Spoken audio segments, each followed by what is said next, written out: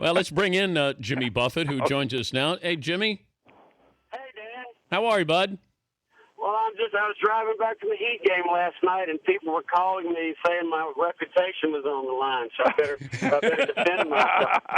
All right, Jimmy, Hello, let me... Cousin Warren. Hey, Cousin Jimmy, how you doing? Jimmy, all right. let me ask you, would you rather hang with you or Warren? I had a good day yesterday. So I'd go on my last day, which I was fishing in Bimini and caught a big wahoo, and then I went to the Heat game and we managed to somehow beat the Celtics, and then I had a nightcap in Miami, and the weather's nice, so that's good. But I love hanging out with Warren, and I go through on my trips to the West Coast for advice, and particularly ukulele lessons. Cousin Jimmy and I have even played together. Yes, we have. We've been toured together. Yeah. Wait, so Warren, you play ukulele? I barely play the ukulele, and I need somebody like Jimmy along to sort of get me through it. So, Jimmy, you brought Warren up on stage?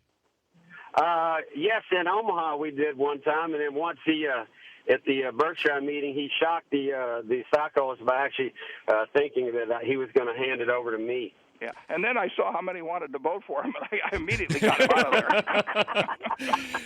there. Who is more famous if you walk down the street? Now, let's say we go New York City, and you two are walking down different streets in New York City.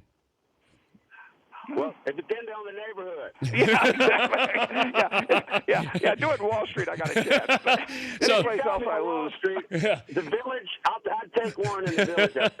But Jimmy, when you get together with Warren, you're open about picking his brain about business. But what do you want to know? I mean, you've been an unbelievable businessman, but what does he tell you, or is it remind you? It reminds me of back to the beginning. I mean, it's been a great friendship and all. He guided me once, and the best piece of advice he ever gave me. There was a deal that was a big thing at the time, and he said, "Well, can you live without it?" And I said, "Well, I could. I'd like to do it." But he said, "Well, do what you want to do, and be prepared for them to say no." And that's been the greatest piece of advice, because in that particular deal, they said no, and then it worked out a lot better for me. Warren, you thought about buying a team. Jimmy, what about you? I know you're a big Heat fan, but have you ever thought about buying a team?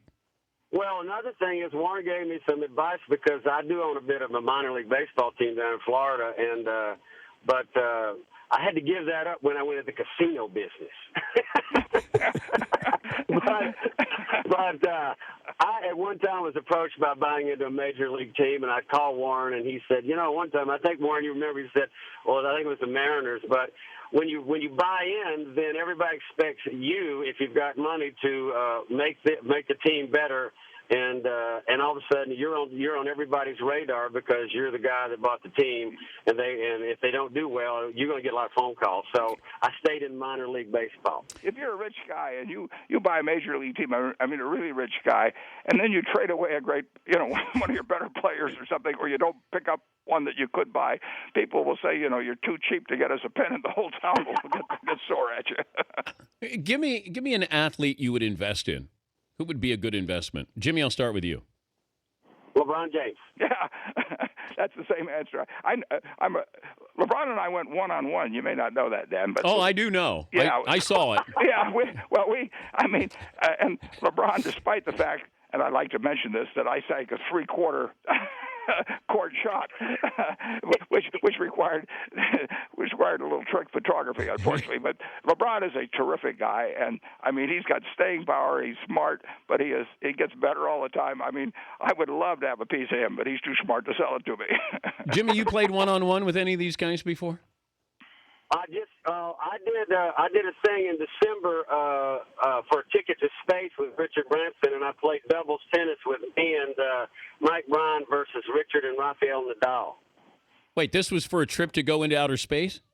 Yeah, I did it for a Ticket to Space on Richard's spaceship. Wow. And, we lost 6-4, but I did it then I played a show, and I said to Richard, put a value on the show, and if it's a good show, then I'll still get my ticket to space. If you think it's a bad show, I'll pay for the ticket, and I got my ticket for free. I played a charity game, Dan, where I was Pete Sampras's partner, and what I did was I got an old sweatshirt and I just put on the back of it the word "yours," and all through the match I just kept yelling "yours, yours, yours." Poor Pete was covering the whole court. Now, when you go to Bill Gates' house.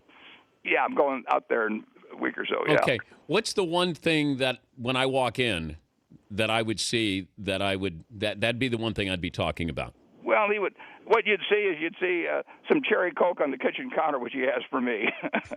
Oh, come on, give me a little bit there. What would I see in there that would surprise me? Well, that's interesting. I just hang out in the kitchen mostly when I'm there, so I do not wander around all the other rooms. I mean, and Jimmy, if I go on your boat, what am I going to notice first?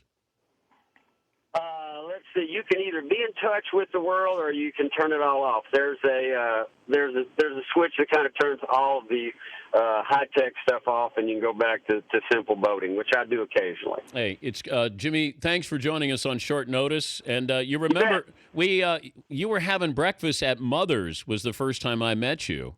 That is correct. Yeah. And then you invited me. You had just opened Margaritaville, and I think Joni Mitchell was in the house that night. When my wife and I went, and my wife didn't understand my love for Joni Mitchell, but she did after she heard her sing. Oh, well, we share that affection, I believe, yeah. But not for your wife, for Joni Mitchell. Well, you haven't met my wife. Thank you, Jimmy.